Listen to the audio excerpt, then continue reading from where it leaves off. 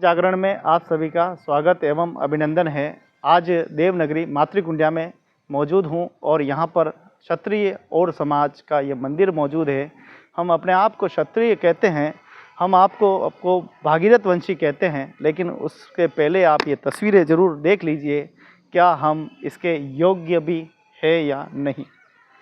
आप देखिए, ये चरमराई हुई व्यवस्थाएँ, ये टूटी फूटी व्यवस्थाएँ चीख चीख कर आपको पुकार रही है, आपको याद कर रही है कि आप एक बार तो इस मंदिर को देखें कि आखिर 33 सालों में आखिर इस मंदिर का क्या हाल हुआ है, आखिर इसका हाल का जिम्मेदार कौन है, आखिर कौन है जिसको सुंदर नगरी से खंडर नगरी बना दिया। आज ये मंदिर जहाँ 33 साल पहले जगत शोभा बढ़ा रहा था, मातृकुंडिया की शोभा बढ़ा रहा था, इतने सारे हज़ारों लोग यहाँ पर आए थे, इतने सारे लोग प्रसन्न हुए थे कि और समाज एक साथ एक मंच पर धर्म प्रेमी आए थे। लेकिन आज ये मंदिर 33 सालों से इंतज़ार कर रहा है समाज का। न जाने मेरा समाज कब आएगा, कब आएगा, कब सूद लेगा, कब इन टूटी फूटी इन चरमराई व्यवस्थाओं को ठीक करेगा। आपको बता दें कि ये पूरा बस स्टैंड का इलाका है और बस स्टैंड के यहाँ पास में ही मंदिर होना अपने आप में सौभाग्य की बात है।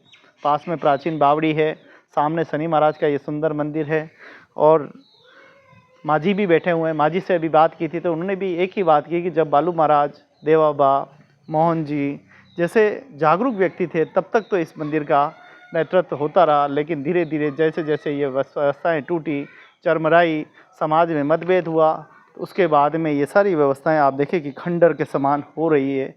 गेट टूटे फूटे, कलर जर्जर हो गया, ऊपर से पानी गिर रहा है। आखिर इन व्यवस्थाओं को कौन ठीक करे। तो आप देख पा रहे हैं हमारे साथ में पुजारी जी के पुत्र भी यहाँ पे मौजूद है और शिवपुरी जी से भी हमने बात की।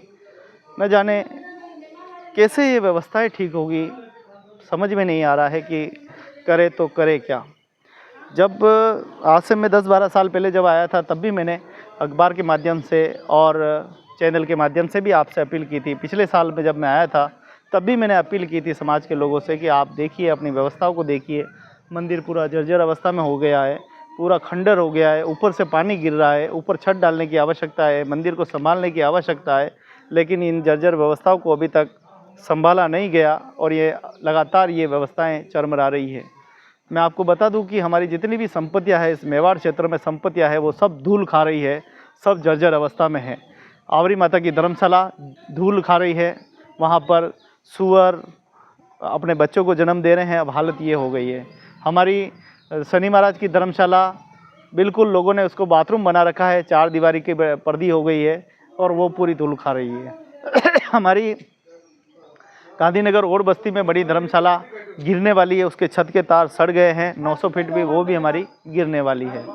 हमारी सब्जी मंडी खेरादीवाड़ा में जो मंदिर है वो भी आप जानते हैं कि उसका क्या हुआ और पास वाला लिया, अभी तक उसका भी अता पता नहीं। आखिर हमारी ये धरोहर कब तक ऐसे हम छोड़ते रहेंगे।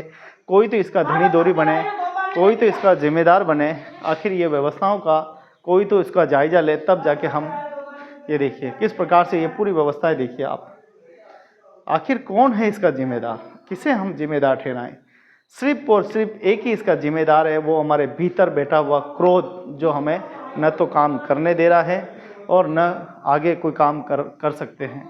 बस आरोप प्रत्यारोपण कब तक करते रहेंगे। ये देखिए पूरी व्यवस्थाएं आपके सामने, देखिए क्या कहूँ मैं अपने मुंह से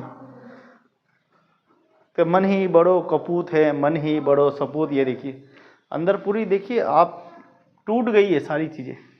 अब इससे ज़्यादा तो मैं क्या कहूँ। मेरी बहुत अंतरात्मा दुखती है, मेरी अंतरात्मा इतनी घबराती है कि मेरा बचपन यहाँ बीता, मैं बड़ा यहाँ हुआ, साधु ऋषि मुनियों का मुझे सानिध्य प्राप्त हुआ। कई मंदिरों, समाज के मंदिर मेरे सामने ही यहाँ बने थे और आज भी मुझे यहाँ आने का अवसर प्राप्त हुआ। पीपा जी की महाराज की कृपा से, इस देवरूपी इस दर्जी समाज के सहयोग से मुझे यहाँ प्रभु के दर्शन प्राप्त हुए।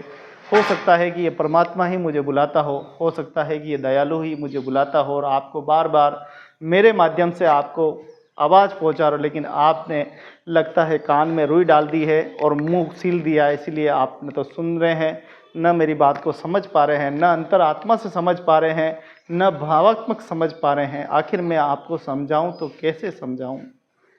हे नाथ, जिन मंदिर को बनाने में न जाने कितने कांटे कितने पत्थर उन्होंने झेले, कितने सारे प्रताड़नाएँ झेली, और हम लोगों को ये अद्भुत विरासत हमको सौंप पर गए, लेकिन हमने काली पोतने का काम किया, इसके अलावा कुछ नहीं किया।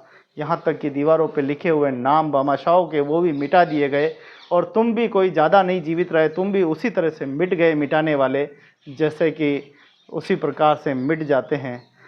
तो कुल मिलाकर तुम जैसी करनी करोगे वैसा ही फल पाओगे, यही विधि का विधान है। मैं गुजारिश करूंगा सबसे कि एक बार सभी धर्म प्रेमियों से कि एक बार थोड़ी सी हिम्मत कीजिए और इस मंदिर के लिए थोड़ा सा बात सोचिए, आत्मीयता से सोचिए, मन से सोचिए, क्योंकि मन बहुत दुखता है जब भी मैं घबराता हूँ, मन बहुत प्रचलित हो जाता है जब भी मैं यहाँ आता हूँ, जब भी मेरा मन होता है कि मैं कैसे कहूँ कि ये मेरा धरोहर है, मैं किससे कहूँ, किससे जाके मैं फरियाद करूँ। एकमात्र मेरा और समाज है जिससे मैं गुजारिश कर सकता हूँ कि देखिए आपकी संपत्तियाँ, अगर आपकी संपत्तियाँ भी इसी प्रकार से जर्जर अवस्था में पड़ी हुई है, आपके आसपास की जो मंदिर है वो भी ऐसे ही पड़े हुए, तो आप भी उसको थोड़ा सा जागरूक होकर हाथ में लीजिए, लोगों को तक बात पहुंचाइए। हो सकता है कि आप उसके माध्यम बने, और माध्यम बनने के बाद अगर ये जो धरोहर सुधरती है तो हमारे लिए बहुत बड़ी उपलब्धि होगी कि हम अपने पूर्वजों की धरोहर को अवेयर लेंगे, हम अपने पूर्वजों की धरोहर को संभाल लेंगे। आज इस हालत देखकर आप देखिए, ये गेट देखिए, इस गेटों की हालत ऐसी, ये गेट तक नहीं खुल रहे हैं। अब सोचिए कि ये पूरा गेट भी बंद नहीं हो रहा है, ये हालत हो गई है। क्या हम कह सकते हैं कि ये लिखा हुआ हम भागीरथ वंशी हैं? ये कह सकते हैं हम 84 गोत्रों के समाज के लोगों ने इस मंदिर को सहयोग देकर बनाया, हम ये आत्मा से कह सकते हैं? वो पूर्वज जिन्होंने, आज वो हमारे बीच में एक भी नहीं है, लेकिन फिर भी उन्होंने इस मंदिर को हमें दिया, और वो सब जिंदा है जो आलोचनाएं कर रहे थे, वो सब ऐसे ही रेंग कर दम तोड़ रहे हैं। जिन्होंने आरोप लगाए, कहते हैं कि जैसी करनी वैसी भरनी, जब आरोप लगाते हो तो याद रख लेना आपका जीवन क्या होने वाला है। भक्ति में जो रोड़ा बनते हैं उनकी ज़िंदगी सिरक कर कैसे मरती है आप भली भांति जानते हैं। जब तक हम अपने धर्म को जीवित नहीं रखेंगे, जब तक हम अपने धर्म को नहीं बढ़ाएंगे, जब तक हम अपने हाथों में इस धर्म की जाजम को नहीं लेंगे, तब तक इस प्रकार से व्यवस्थाएं होती रहेगी। मैं आप सब से गुजारिश करता हूं कि आइए सब मिलकर इस मंदिर के विकास में सहयोग कीजिए। एकमात्र देवनगरी, जो कि मेवाड़ का गंगा जी का पाया कहा जाता है, मेवाड़ का हरिद्वार कहा जाता है, ऐसे पावन धरती मातृकुंडिया में हमारा ये भव्य मंदिर है। इस मंदिर की जीर्णोद्धार के लिए आप थोड़ा सा प्रयास कीजिए, थोड़ी सी हिम्मत कीजिए, और अपनी कार्यकारिणी बनाकर, और जहाँ भी आप रहते हैं या आप इसका कोई न कोई जीर्णोद्धार तो करवा सकते हैं, आप अपने हाथों में थोड़ी सी जिम्मेदारी को लीजिए। हम सब मिलकर इसका सहयोग करेंगे, जो भी होगा इसको ठीक कराने का प्रयास करेंगे। जहाँ सारे मंदिर चमक रहे हैं, चमाचम हो रहे हैं, वहीं हमारा मंदिर ये जर्जर अवस्था में, इस फटे हाल को देखकर, इस रोते हुए बिलखते हुए मंदिर को देखकर मन बहुत दुख रहा है, मन बहुत विचलित हो रहा है। आइए सब मिलकर हम अपने पूर्वजों को तिलांजलि देते हैं, यहाँ आकर इस पुनीत कार्य को हाथ में लेते हैं, और इसका जीर्णोद्धार कराकर हम इंसानियत साबित करते हैं, हम धर्म साबित करते हैं। हम साबित करेंगे कि हम भागीरथ वंशी हैं, हम सगर सम्राट के क्षत्रिय वंशी हैं। अगर हमारी धरोहर ऐसे खंडर पड़ी रही तो हमें, आप खुद भली भांति अपने दिल से सोच लिए कि हम क्या कहलाने के लायक हैं। आशा है कि ये वीडियो आपके मन को छुएगा और आप आकर इस मंदिर को संभालेंगे। इन्हीं आशाओं के साथ आपसे विदा लेता हूँ। फिर किसी नए मंदिर के साथ या धर्मशाला के साथ हम एक समस्याओं के साथ मिलेंगे। आप तक समस्या पहुंचाना हमारा कर्तव्य है, हमारा धर्म है। हम पहुंचाते रहेंगे जब तक कि आपके कानों तक आवाज़ नहीं पहुंच जाती, तब तक हम आपके कानों तक आवाज़ पहुंचाते रहेंगे। ये हमारा संकल्प है। चाहे आप लाख आलोचनाएं कर लें, लाख जूते लगा लें, लाख लाफे लगा लें, लाख लाते लगा लें, लेकिन हम हारने वाले नहीं हैं। इस मिशन में, हम इस धर्म जागरण में हम हमेशा अपनी भागीदारी निभाते रहेंगे। इस पुनीत कार्य को हम सब मिलकर करते रहेंगे, और तब तक ये काम पूरा नहीं हो जाए तब तक न बैठेंगे, न दूसरों को बैठने देंगे। जय जय श्री राम, जय जय श्री राम।